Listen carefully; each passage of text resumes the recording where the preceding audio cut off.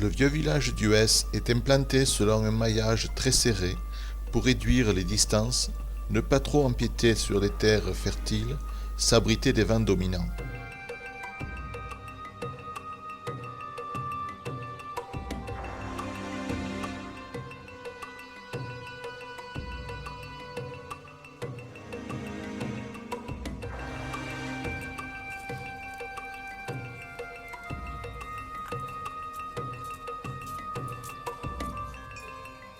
La maison typique comporte en général une vaste grange sous le toit pour stocker le fourrage, puis sous cette grange, une unique pièce commune tout usage, et enfin, au rez-de-chaussée, une étable souvent voûtée.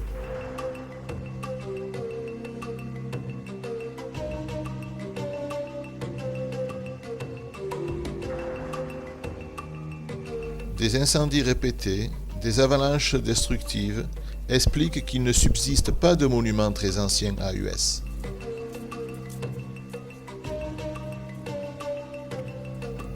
De la place forte du XIVe siècle, il ne reste que la tour, située près de l'église et pompeusement surnommée le château.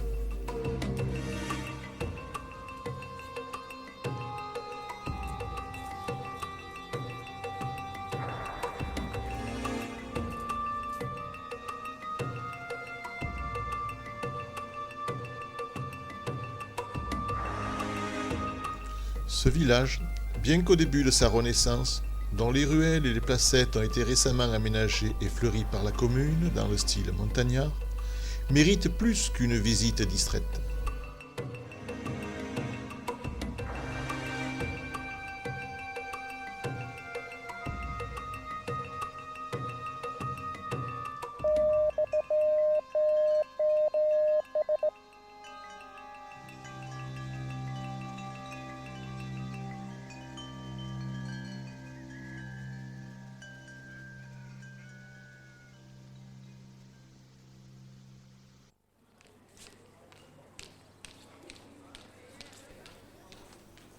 Avant de partir à la recherche des Edelweiss, Yvette a essayé de glaner quelques informations auprès de monsieur le curé, puis de la première secrétaire de mairie.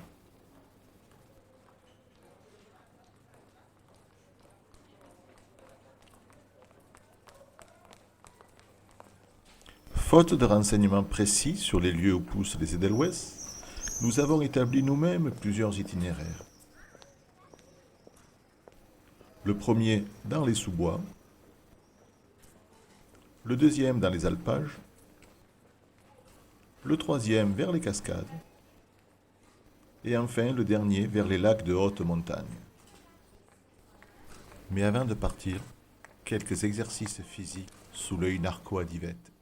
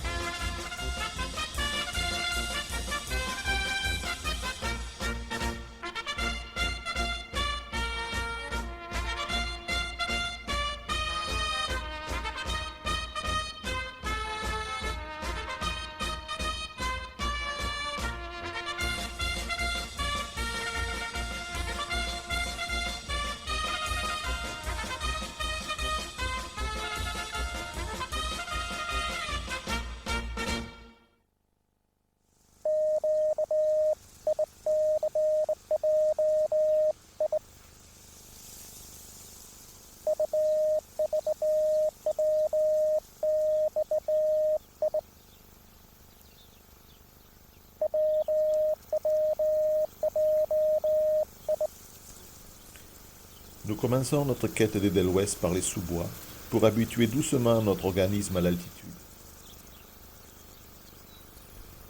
Dès le départ, notre regard est attiré par les magnifiques grappes de fleurs roses de l'épilobe en épi. Le fenouil des Alpes, aux branches anguleuses et aux fleurs blanches, attire de nombreuses abeilles. La grande gentiane, à la célèbre et amère racine apéritive, dresse ses hampes de fleurs jaunes des deux côtés du chemin.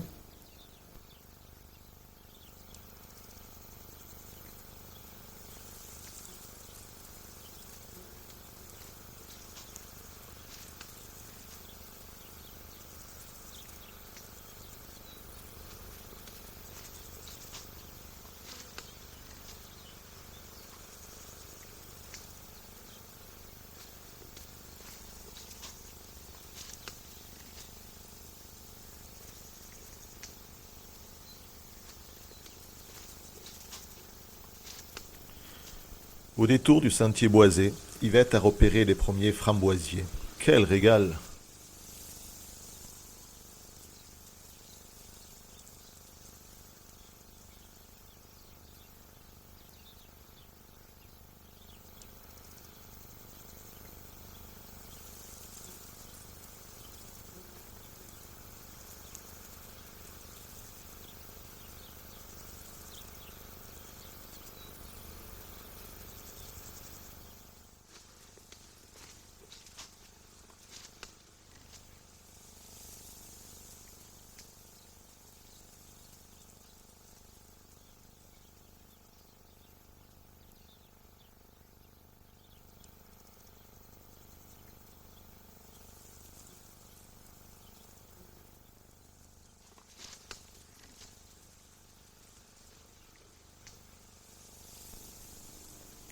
Notre marche nous amène à traverser d'immenses bois de résineux.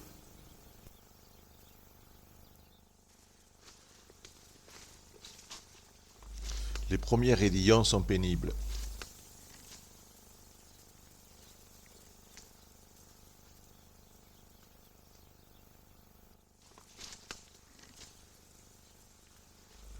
Notre sentier redescend, côté nord. Quel silence! Quelle paix!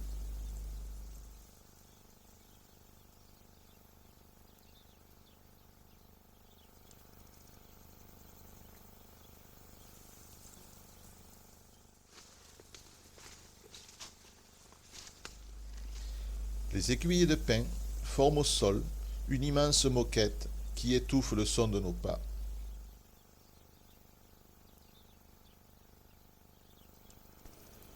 Notre attention est attirée par un chêne séculaire dont le tronc est recouvert sur toute sa hauteur par un champignon parasite, le Leptoporus adustus ou leptopore brûlé.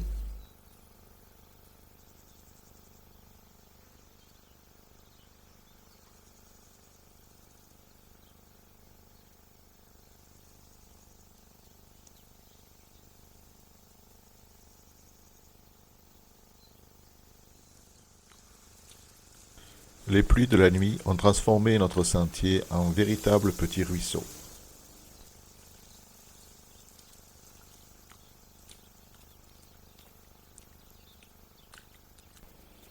Il faut faire très attention pour ne pas glisser.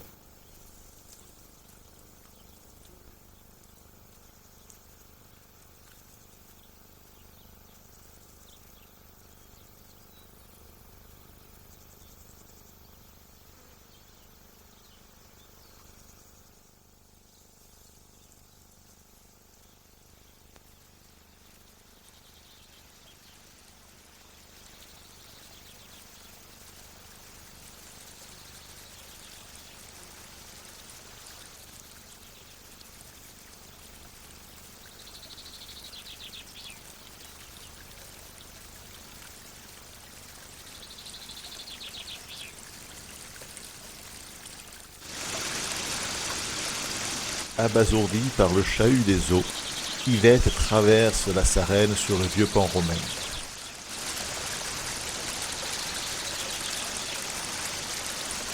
En contrebas du chemin, Yvette contemple les vestiges d'un vieux village construit au Moyen Âge sur les bords de la Sarenne. Ce hameau de Combe-Haute figure déjà sur un état de Loisan en 1339 sous le nom de Cunil ou Cumba.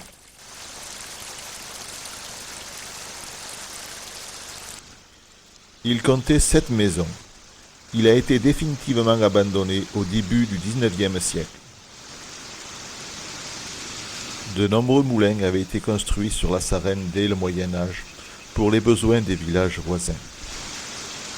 Seuls sont visibles les vestiges de 3 d'entre eux, ceux qui alimentaient principalement le village d'Huès. On distingue en aval un petit moulin sur les bras de Sarenne qui était utilisé, semble-t-il, pour la mouture de l'orge. Plus loin, un deuxième qui porte l'inscription B 1797. Tous deux servaient principalement à la mouture du blé, du seigle, de l'orge, en vue de l'obtention de farine alimentaire. Un troisième, plus important, reconstruit et agrandi en 1857, porte l'inscription LA 1857. De tels vestiges sont rares en Loisan. La commune d'Huès, soucieuse de son patrimoine, leur porte un soin tout particulier.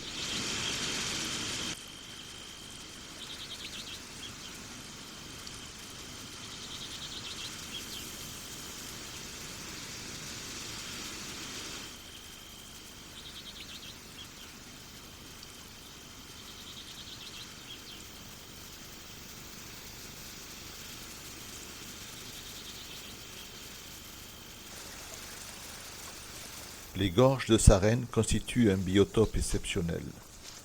La flore y est particulièrement abondante et variée.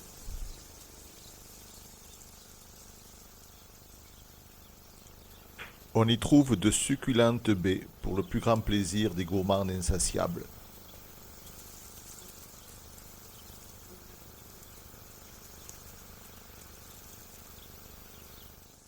La busserolle des Alpes au magnifique petit globe blanc. La saxifrage qui marie si bien le jaune et le vert. Les lampires des bois aux fleurs bicolores. Le délicat crocus aux pétales bleutés.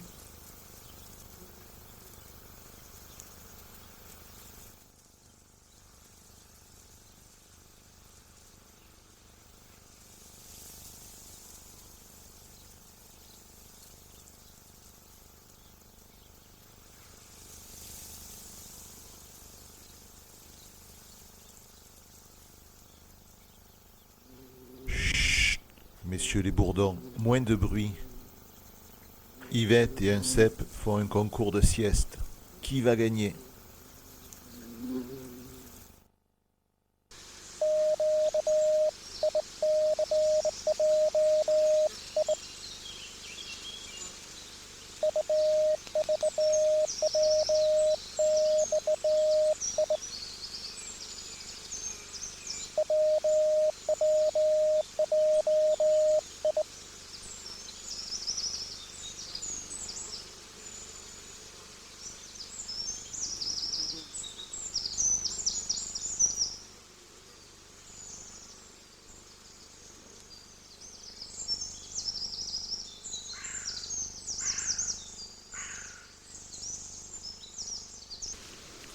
Nous commençons notre randonnée par la montée du col de Sarenne.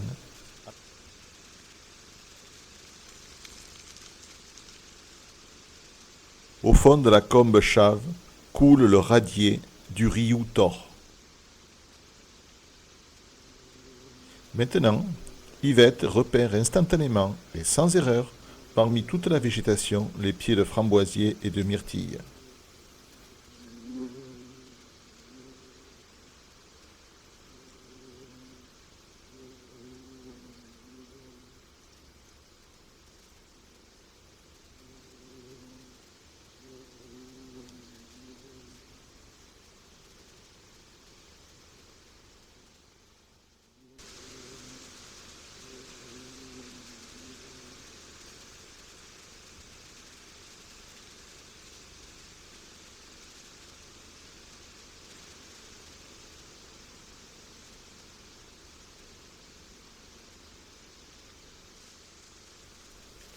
Nous traversons les grandes buffes accompagnés par les cris des corbeaux.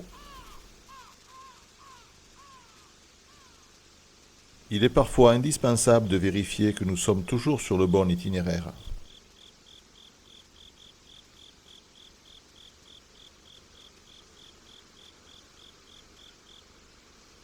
Le soleil de face, nous attaquons la montée du col de Cluis.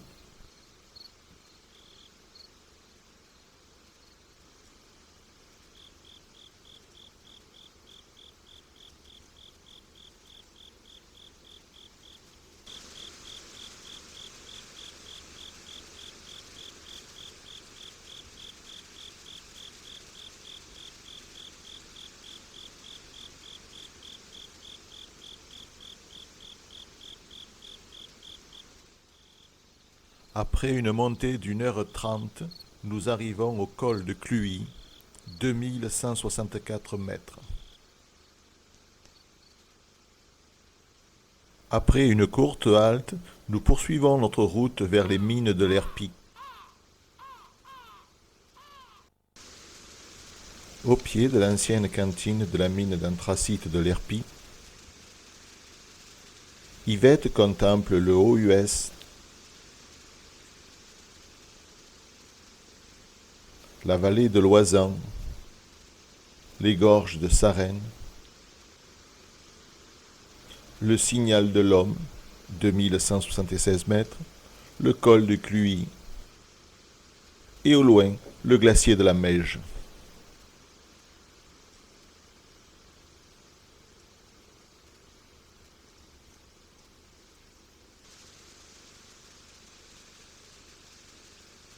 Accompagnée par les cris des corbeaux, Yvette s'approche des gorges de la Sarenne.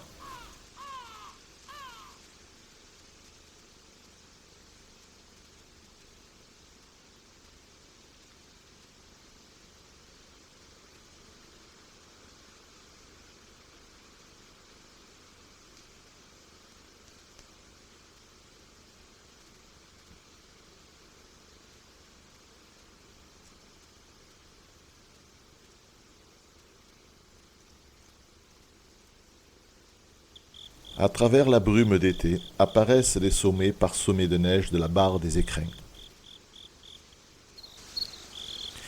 Yvette, allongée dans un champ de lions-dents jaunes de montagne, profite d'un instant de repos pour admirer la flore au niveau de celle-ci. Les saxifrages jaunes des montagnes se mêlent aux parnassis blanches. La véronique bleu-lilas en épi. Le gaillet vrai ou caillelet jaune. Le géranium des bois ou pied de perdrix. La digitale à grandes fleurs jaunes. Le chardon penché aux fleurs pourpres, violacées, continuellement butinées par les abeilles.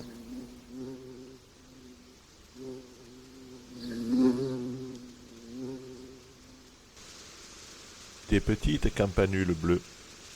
Une flamboyante plante parasite sur des pieds d'aubépine. La Daphné des Alpes, le baromètre, ou carline, ou plus couramment appelé chardon argenté.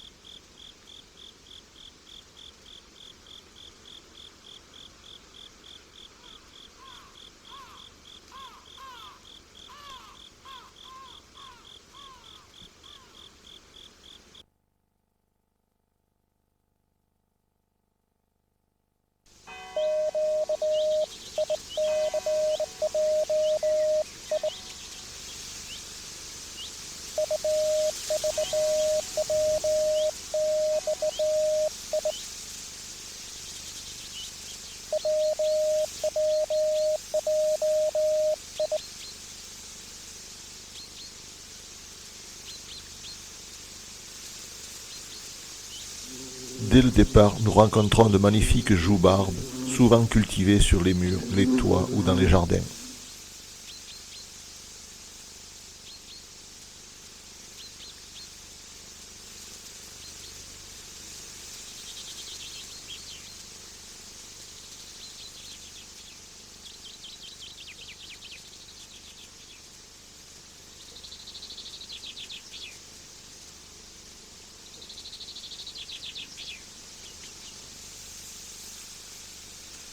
Après environ 35 minutes de marche en sous-bois, le sentier abrupt descend en lacet vers la Sarenne.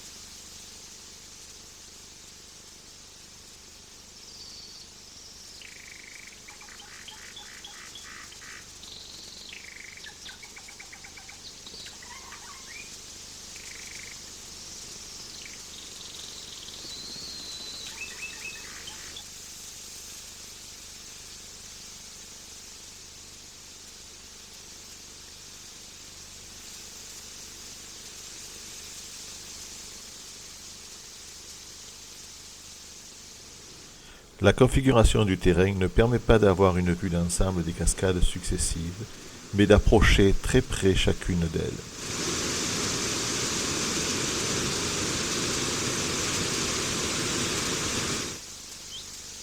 Ce parcours, très attrayant, comporte pour approcher le groupe de cascades de passages très escarpés, mais aménagés et équipés de rampes et d'escaliers.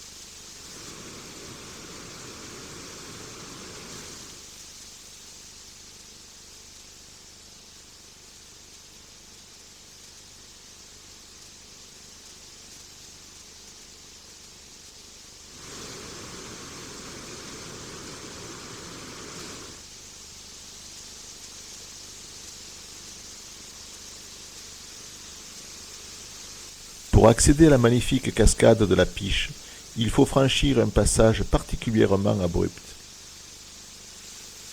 Ce passage est équipé d'une échelle de bois très glissant. Attention de ne pas glisser.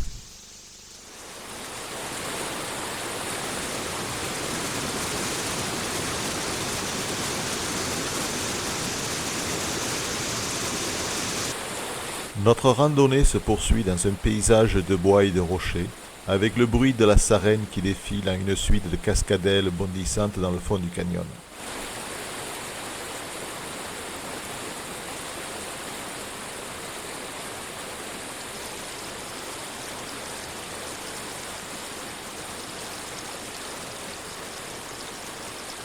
Une passerelle de bois permet d'accéder à la rive gauche et d'avoir ainsi une vue d'ensemble de la dernière cascade.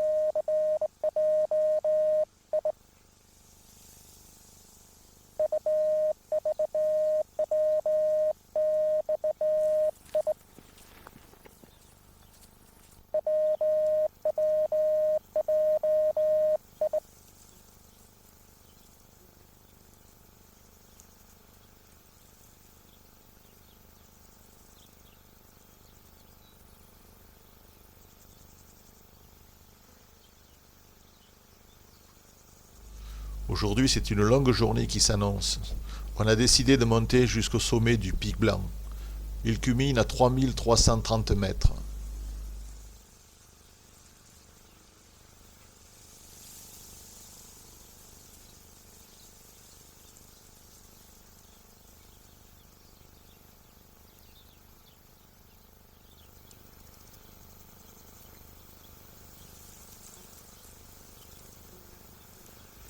Décidément, Yvette ne résiste pas aux framboisiers.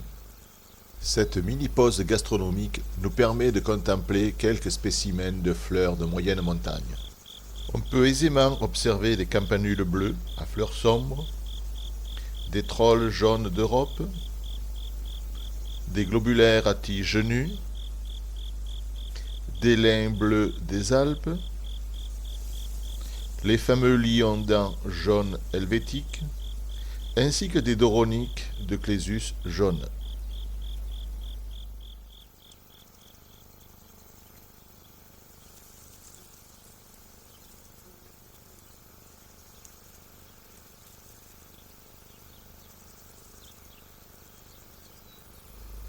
Doucement, pas à pas, mètre par mètre, nous nous élevons en altitude.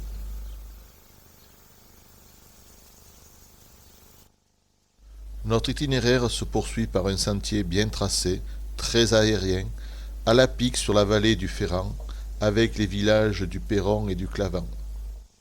Nous longeons un à-pic de 500 mètres sur Villa-Recula, le pas de la Confession. Ce nom, bien que ne figurant pas sur la carte IGN, reste d'un usage courant. Des descriptions terrifiantes en sont données dans les comptes rendus des visites pastorales des évêques de Grenoble dès le XVe siècle.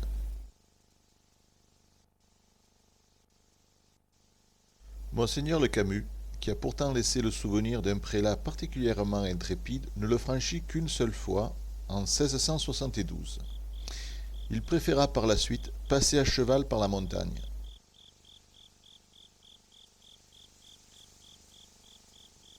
En 1948, les compagnons de Monseigneur Laurent Allemand décrivaient le passage ainsi.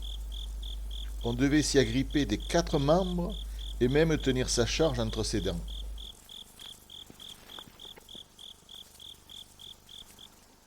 Notre sentier passe par l'extrémité nord du lac Besson, sinue sur la croupe rocheuse qui le domine, franchit son déversoir dans le lac Noir. Pour rejoindre le lac Blanc, il nous faut maintenant franchir le névé qui recouvre son déversoir, puis escalader ces moraines glissantes.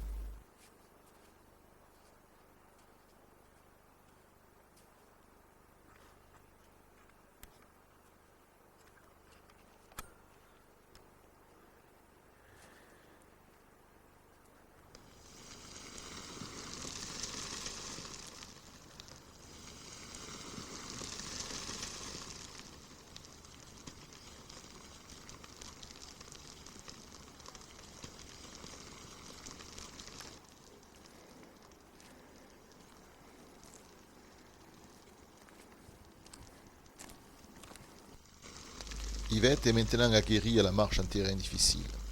C'est un pas digne d'une montagnarde de souche qu'elle franchit tous les obstacles. Ravines, éboulis, gros rochers.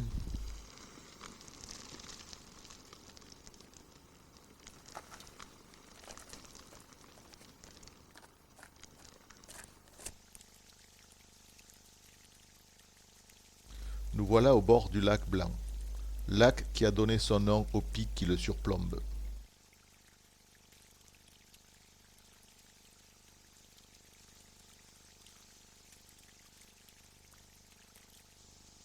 Après une courte pause, nous repartons à la recherche des Edelweiss. Notre regard est attiré par les panacées blanches des marais, les benoîtes jaunes des montagnes, les saxifrages blanches controversées, les pincées violettes du Mont-Cenis, des polygales à mer bleue, des androsas alpines roses, des tanésies des Alpes, des violettes de Dubis avec des myosotis bleu clair des forêts, des saxifrages à feuilles opposées, des adénostyles glabres roses. Au pied des mines d'anthracite de l'Herpie, notre attention est attirée par le manège d'une marmotte. Essoufflé par l'altitude, j'essaye de filmer cette marmotte au téléobjectif en stabilisant mon caméscope sur l'épaule d'Yvette.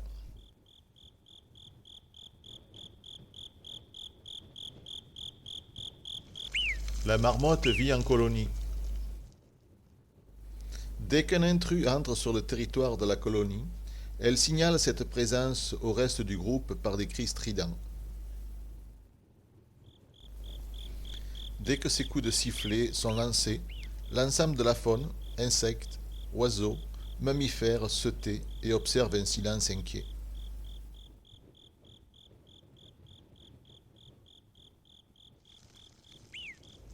La marmotte, tel un chef d'orchestre, règle le concert et les chants des animaux sur les pentes de l'Herpie.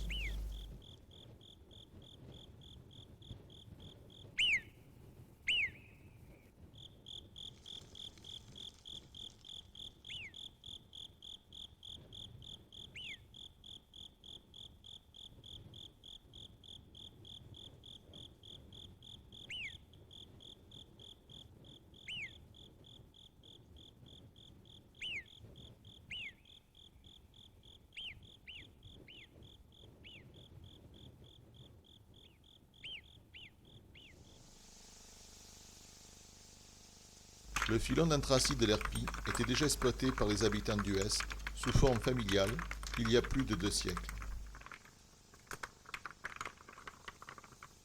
Le registre paroissial relate le 23 janvier 1748 sont partis 6 hommes d'Hues, tous habitants du dit lieu, afin d'aller tirer de la mine du charbon de roche sur la montagne de Charvet, et tous étaient submergés sous l'avalanche de neige et estropiés.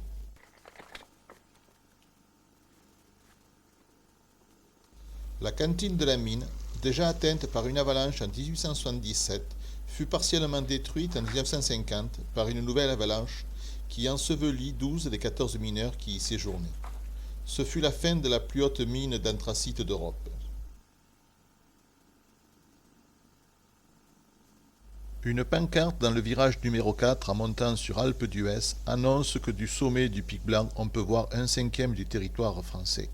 Par temps clair, on peut distinguer, en partant de l'est, le Grand Paradis, le Rocchia Melone, le mont Viso, en Italie, puis la crête du mont Ventoux, enfin tout à l'ouest, le mont Lozère et le Puy de Dôme.